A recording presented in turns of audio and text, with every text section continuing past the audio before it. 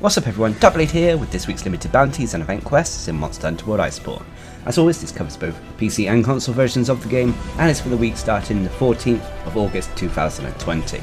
Now before we jump into the limited bounties and event quest, a few bits of miscellaneous news. First of all, a new patch was added to the game, patch 14.02. If you're interested what that changed, there is a little video elsewhere on the channel, but it's a very minor patch. On top of that, the Holiday Joy Fest will be starting next week, so the vast majority of event quests will be returning, as well as daily limited bounties.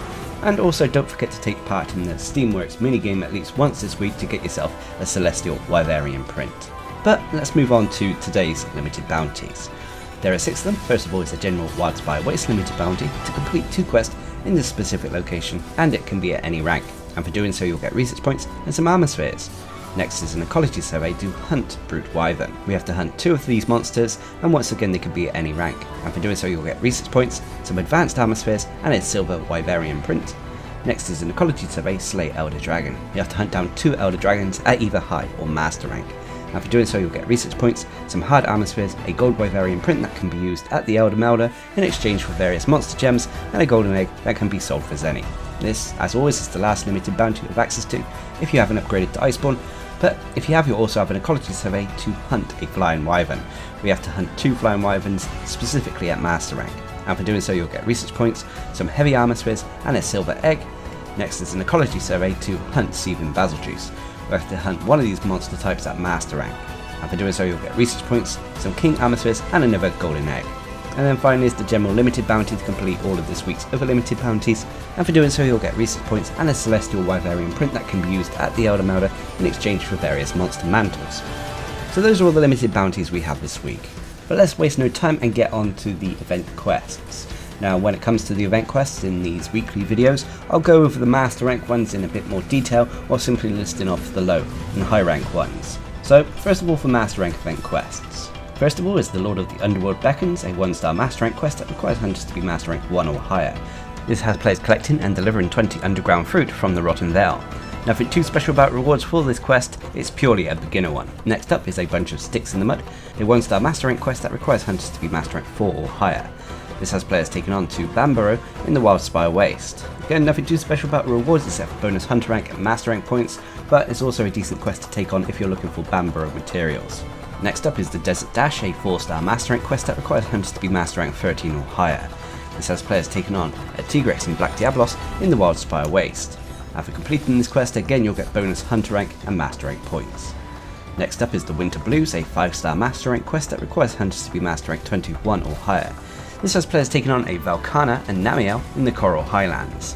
Again you'll get bonus hunter rank and master rank points as your reward, and is a quest to consider if you're looking to farm Elder Dragon gems. Next up is Talk About a Party Fowl, a 5-star master rank quest that requires hunters to be master rank 19 or higher.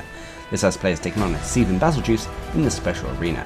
After completing this quest, you'll get quite a few heavy armor spheres as your reward.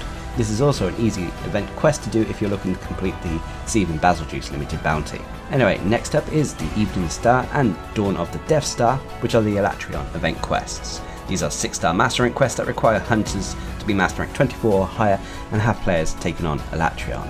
And of course for completing it, you'll get Elatrion materials to craft the various armor and weaponry in the game. Next up is the Last White Knight, a 6-star master rank quest that requires hunters to be master rank 24 or higher. This has players taking on a Frostfang Barioth in the Hoarfrost Reach.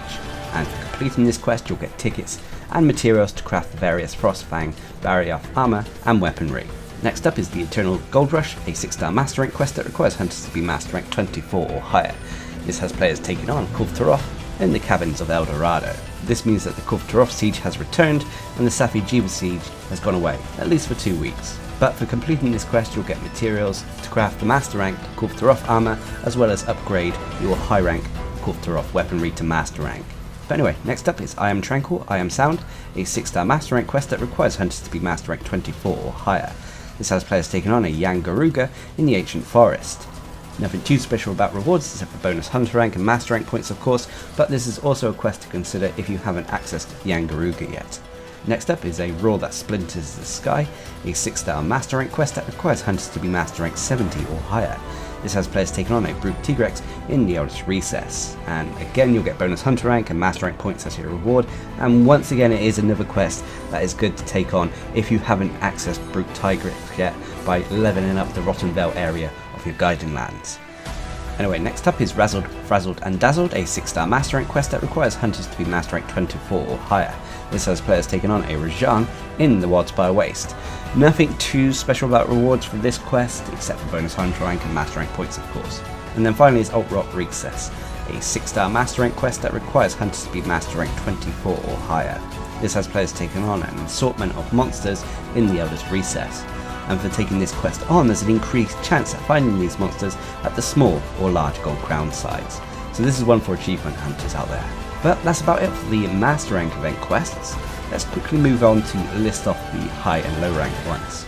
First of all, up in the Gathering Hub is the Fury of El Dorado. This is the Kulve Siege. As I said, this replaces the safi'jiiva Siege, at least for the next 2 weeks.